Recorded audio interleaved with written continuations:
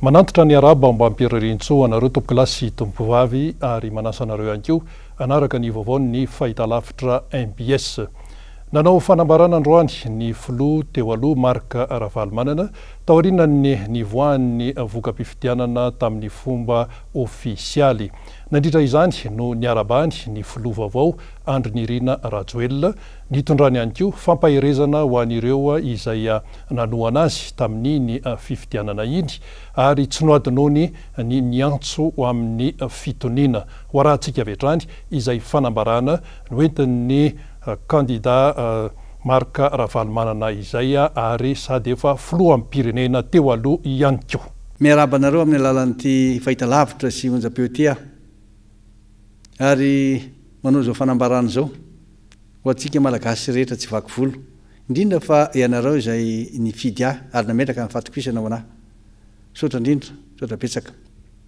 Ny voalohan-teniko dia ny fisaorana an'Andriamanitra fa dia nitantana sy mivimbina antsika ika natanterahantsika ny fifidianana fiodinana faharoa iny vita soamatsara izy iny.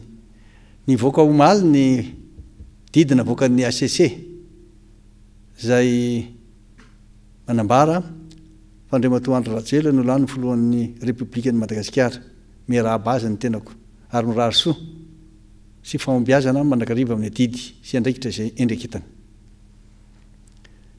Nitety faritra maro aho ary nahita ireo zavatra manjo sy miantra mivoaka malagasy 2,9 tena sahirana izy ireo. Tena mila fanampiana izy ireo. Mila fijerevana manokana.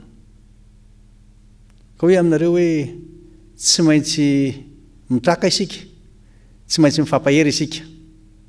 Ka misaotra betsaka tamin'ny fampaherezana izay nataonareo ireo fa voaraiko avokoa izy ireny, fa izaho koa mampahery anareo. Ombantsika mandrakariva Andriamanitra ary efa napetraka tsika aminy ny hoavin'ny firenentsika, koa dia matoky sy mino aho fa tsy hafoy nasaraka atsika izy. Eto am-pamaranana dia tia teny tia laza atsarina amin'izay ireo fanenjena sy fanaratsiana ary ny fisamborana ary famoahana an'ireo olona tsy manatsiny any amin'ny toeran'ny fonja. Fotoana tokony irosotsika amin'ny fampihavanana zao, fifankatiavana, firaisan-kina mba hahafahantsika miatrika ny fampandrosoana ara-toe-karena ny firenena malalantsika ity. Koa hoe aho hoe manantena aho, mino aho. Fa raha mbola misy foana amin'ny farany, tsy ho foana akory ny fanantenana.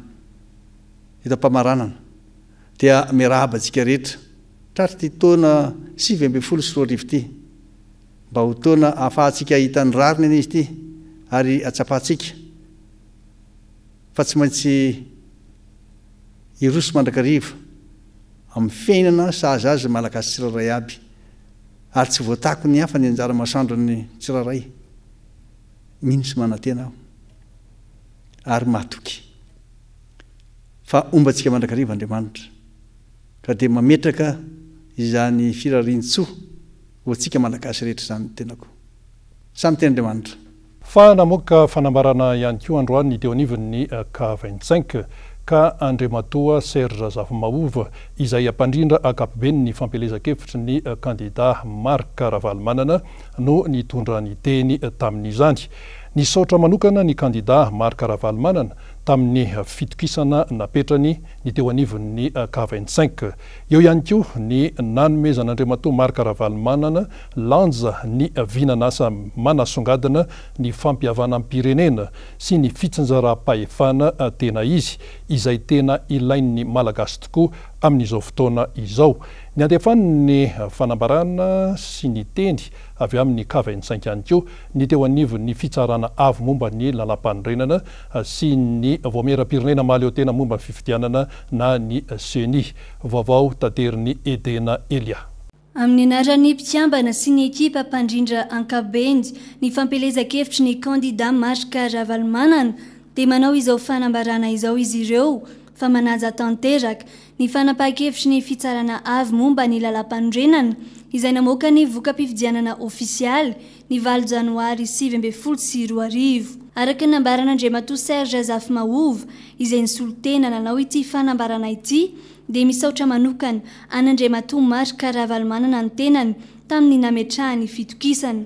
Tsy azo adinoina ho izy ny fandraisan'Andriamatoa Marc Ravalomanana ny foto-kevitry ny filoha teo aloha Zafy Albert izay noraketiny ho vinanasany mihitsy izany dia nanasongadinany ny fampihavanam-pirenena sy ny fitsinjaram-pahefana tena izy, ny fampandrosoana sy ny fitantanana. Tsy mitsanga menatra manoloana ny ezaka lehibe nataony tao anatin'ny fampelezan-kevitra sy iny fifidianana iny ny K25 satria nanaja tanteraka ny lalàna sy ny demokrasia izy ireo ho hiatrany ny fanambarana. Na izany aza dia nitodika manokana tany amin'ireo andrim-panjakana roa izay nikirakira ny voka-pifidianana ihany koa ity fanambarana ity. Enatra ho an'ny firenena, ny CENI sy ny HCC ho hiatrany ny voasoratra ato anatin'ny fanambarana. Raha tsy manaja ny bitika indrindra amin'ny lalàna isika dia itotongana hatrany ny firenena. Namarana ny ity fanambarana ity dia ny arahaba sy ny rarisoa ny filohan'ny repoblika vaovao izay namoahany HCC didim-pitsarana fa voafidy ho filoha hitantana ny firenena dia ny kandida Andry Rajoelina. Fa nampiatsoana tetsy amin'ny Toba Ratsimandrava tetsy Andrefanambojanahary androany ireo mpitarika ny hetsika tetsy amin'ny kianjan'ny 13 Mey. Izy io dia fampiatsoana mahakasika indrindra ny fampangana izay nataony sampana anankiray zany eo anivon'ny antsoina hoe Direction de la législation et du contentieux. Voalaza fa vokatry ny fanotoinana ny filaminana anatiny eto amin'ny tany sy ny fanjakana no fotoatiny tia fiampangana andreo mpitarika ny hetsika tetsy amin'ny kianjan'ny 13 Mey ity. Akoatra izay ihany koa dia mbola eo mazava loatra ny tsy fahazahoana miala an'ny Madagasikara. Vaovao tanterin'ny Noro Fitiavana teo amin'ny sariny Mano Randremalala. Olona misavaly no nampanatsoiny teo anivon'ny enquête mixte teny amin'ny Toby Ratsimandrava Andrefanambojanahary androany noho ny resaka fanotoinana ny filaminana anatiny toy ny hetsika fitakiana ny valim-pifidianana marina teny amin'ny kianjany 13 Mey ny fandarana voizina amin'ny Aino Amanjery raha ny fanazavanana. Anisan'ireo voapanga Andriamatoa sy Ramatoa isany fa ny Rosoa Ernaifo, Nini Doni, Maître Yanitra Razafy-Manantsoa, James Saratsimba, Fernand Selo. Tao anatin'izany anefa olona misa 3 no tonga hatramin'ny ora nandalovanay teny antoerana io tolakandro io. Nahitana an'Andriamatoa sy Ramatoa isany Roly Mercia, Fidèle Razarapiera, Mbola Rajona. Tamin'ny 7 maraina izy telo miarahalahy ireo no tonga tao amin'ny enquête mixte niatrika ny fanadihadiana natria ny mpisolo vavan'Andriamatoa Mbola Rajona. Tamin'ny 3 ora tolakandro kosa no niala tao antoerana izy ireo raha ny loharambao azo hatrany. Ho tonga hatrany amin'ny mandat d'arrêt na ny didy fampisamborana ny raha ny voalaza hatrany. Raha toka tsy ho tonga eny antoerana ireo mpitarika ny hetsika sy ireo mpanao gazety dimy ambony. Fa taoriny ny famoahan'ny fitsarana avo moa lalam-panorenana ny didim-pitsarana momba ny voka-pifidianana filoham-pirenena tamin'ny 8 Janoary 2020 sy 2020 dia niazakazaka izay tsy izy nanao toivakana ny fanambarana de tsisy tero ary tao anatin'izany ny fanambarana noentin'ireo firenena manana fiarah-miasa amin'ny Madagasikara sy ny vondrona iraisam-pirenena amin'ny ankapobeny. Akoatra ny fiarabana ny filoha vaovao Andry Nirina Rajoelina dia teo ihany koa zany ny fanambarana izay miantefa tamin'ireo tompon'andraikitra ny karakara ity fifidianana ity. Tafiditra ao anatin'izany ny CENI sy ny HCC, ny fiarahamonim-pirenena, ny filoham-panjakana sy ny lehiben'ny gouvernemanta. Isan'ny niraisan'ny fanambarana izay nataony ny teo anivon'ny vondrona iraisam-pirenena sy ireo firenena maro ny amin'ny hoe nanjaka ny demokrasia teto Madagasikara tamin'ny fifidianana iny. Niarahantsika nahita nefa fa tsy araka izany nambara ny vondrona iraisam-pirenena izany no zavatra nitranga satria lazaina etsy an-daniny fa nanjaka ny demokrasia kanefa etsy ankilany kosa dia nipoka ny bomba mandatsar-dranomaso sy manepitra ary teo ihany koa ireo voasambotra. Fa ivadika lafin-javatra hafa mihitsika eo amin'ny vaovao amin'ity alina ity eo amin'ny tontolon'ny fahasalamana. tranga anisan'ny mampiaia tanteraka amin'izao fotoana izao ary tao anatin'ny volana maromaro zay ny fisian'ny kotrotro eto amintsika ary saika manerana ny Madagasikara mihitsy izy io tsampa fa mirongatra be izany aretina kotrotro zany amin'izao fotoana izao manoloana izay indrindra dia isy ny fanohizana ny hetsika vaksiny maimaim-poana ho an'ny zaza 9 volana ka hatramin'ny 9 taona amin'ny faritra 13 eto Madagasikara ka anomboka ny 14 ny volana janoary izao ity fanaovana vaksiny ity. Vaovao tateriny Jessica Miray teo amin'ny sarin'ny Mathieu Prince. Loza mitatao ho an'ny Madagasikara volana maromaro izay ny fisian'ny aretina kotrotro. Aretina izay mahavony olon-drehetra fa tsy ny zaza irery ihany. 13 izao no distrika manerana Madagasikara efa nahitana ty aretina ity. Toy ny teto Antananarivo sy Ambatoboeny. 3,900 no fantatra fa efa voa ka zaza 9 volana ka hatramin'ny 12 volana no tena tratra ity areti-mandozy ity. Izy zany district dia Antananarivo Analamanga zany misy azy Antananarivo dia eo Ambondratrimo dia makany Ambatoboeny dia makany Mahavoay dia Mahajanga. Zay zany tena betsaka amin'izao fotoana izao dia fantatsika hoe nisy koa tany Toamasina. Io zany dia efa misy fampinihana tamin'izareo tao amin'ny météo hoe fa maninona moa misy an'izany maninona jerena re tsara raha miresaka hoe fetseko no tena izay miteny malagasy hoe maninona izy io makany Betsiboka dia makany Mahavoay makany Ambatoboeny dia Ambatoboeny dia makany Mahavoay dia makany Mahajanga miala vita Antananarivo ary zavatra hita zany efa niaraka tamin'ny météo tamin'ny faran'ny herinandro teo dia seka amin'ilay manaraka moron-drano iny amin'ny renirano iny misy an'izy io. Manoloana ny firongatra ity aretina ity indrindra dia itoy manerana ny faritra 13 eto Madagasikara ny fanaovana vaksiny maimaim-poana amin'ny tobim-pahasalamana fototra ny 14 ka hatramin'ny 15 ny volana janoary izao ho an'ny zaza 9 volana ka hatramin'ny 9 taona. Hetsika izay efa nisy teto Analamanga tamin'ny volana Oktobra 12 sy 2000. Lohahevitra amin'ity hetsika ity no hoe foan'ny kotrotro. Ka tanjona ny anaovana vaksiny 5.9 isanjato ny zaza 9 volana ka hatramin'ny 9 taona. Fantatsika tsara manohy ny fisian'ny trangana aretina kotrotro eto amintsika sy toy ny hetsika fanaova vaksiny miaran'ny kotrotro natao teto Antananarivo sy ny manodidina tamin'ny volana Oktobra sy Novambra dia ho tanterahana ny 14 ka hatramin'ny 15 janoary 7 amin'ny district 10 ao anatin'ny faritra 13 eto Madagasikara hetsika fanaova vaksiny amin'ny kotrotro amin'ny zaza 9 volana ka hatramin'ny 9 taona. Itoy amin'ny distrika 120 hafa ity hetsika vaksiny maimaim-poana ity amin'ny volana Febroary ary amin'ny volana Aprily kosa ny distrika 20 ambiny. Eo amin'ny vaovaon'ny fiarahamonina kosa efa iainan'ny malagasy saika efa isanandro mihitsy ny tsy fisian'ny fandriampahalemana eny anivon'ny fokontany rehetra eny. Raha ny tetsy manaritso atsinanana ohatra dia na ny atoandro na ny alina dia hitrangana avakitrano mangony fotsiny ny fanendahana. Mitondra ny fanadiadiana momba an'izay i Lorette Berton teo amin'ny sarin'ny Erzo Rajonarvony. Indraiky isam-bolana farafaheliny dia ahitana trangana vakitrano sy fanendahana ny ao amin'ny fokontany Manaritsoa Antsinanana. Na dia misy aza ny voamieram-pokotany izay misahana ny andromasompon'olona dia misedra olana ihany ny tompon'andraikitra satria matetika mirongo fitaovam-piadiana ireo olon-dratsy amin'ny alina. Nambaran'ny ben'ny fokontany eny an-toerana fa tsy olo avy amin'ny fokontany no manao ny asa fanendahana fa olo avy amin'ny ivelan'ny faritra izay hiadidiny. Ny mpanendaka aloha no misy mihitsy ny eto aminay hoe ary sika matetika tsy dia hoe le olona eto tanàna mamely fa le olona tena mandalo fotsiny zany olona tsy tompo-tanàna eto zany fa reny no matetika manao an'izay zavatra zay.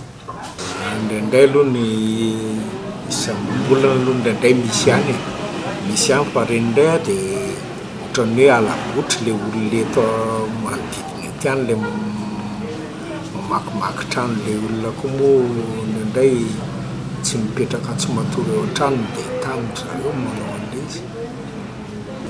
Izay aloha dia miara-miasa amin'ny polisy pirenena koa isaky ny anona dia miara-miasa mety mihitsy ny fitandrona filaminana eto aminay fa matetika ho a zay le an'izay hoe le zareo va zareo tsy tompo tanàna zany misena mandalo de le fazatrany azy moatrany hoe asepapatony de mamela izy de tonga de lasa arsika matetika le olona vahiny mandalo foana koa nefa tena tratran'izay an'izay tsy ny olona eto an-tanàna. Efa mila ho fahazarany vahoaka madinika amin'izao fotoagna ny maharegny trangana tsy fandriam-pahalemagna miandrandra vahaolagna tegna izy ary maharitra nefa ny malagasy rehetra indrindra fa amin'izao fotoagna izay efa namoahany fitsaragna avo momba ny lalam-panorenana ny valy ny fifidianana ofisialy izy eo tafiditry tagnatin'ny velirano izay nataony Andriamatoa Filoha ihany koa moa izany ka dia mandigny ny fampiaragna azy ny vahoaka ankehitriny.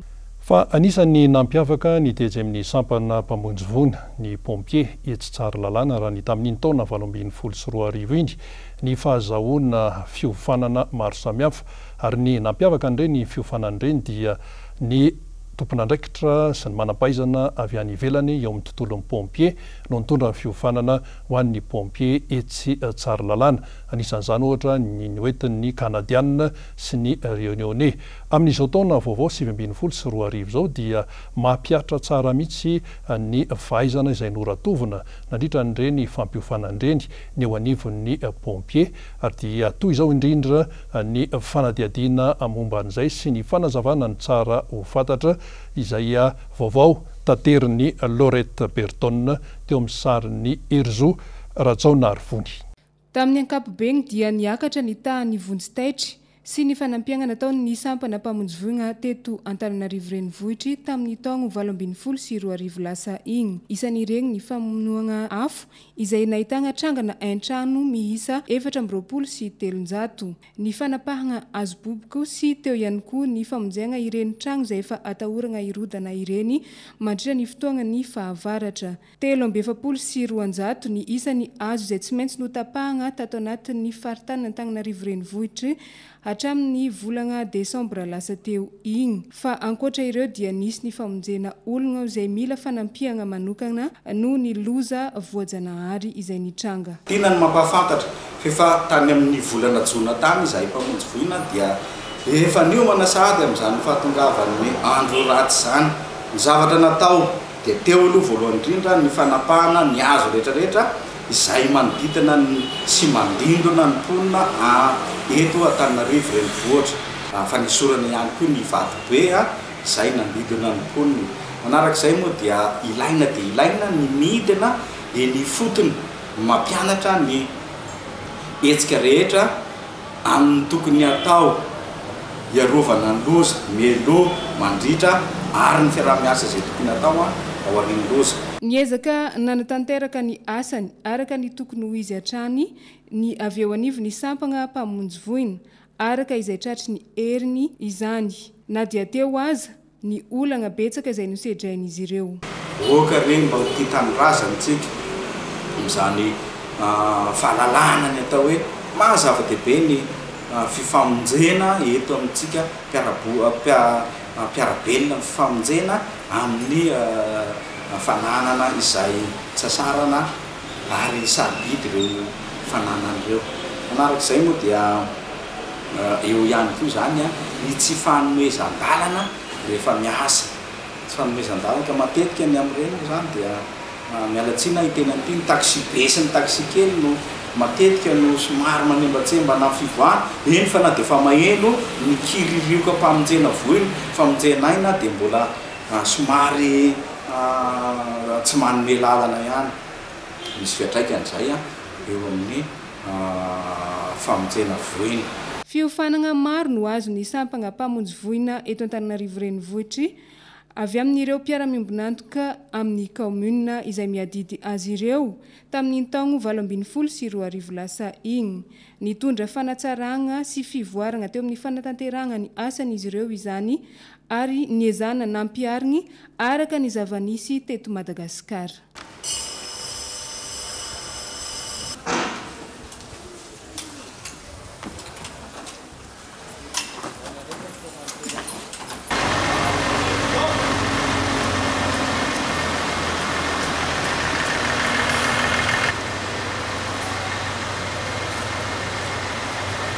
Para lá.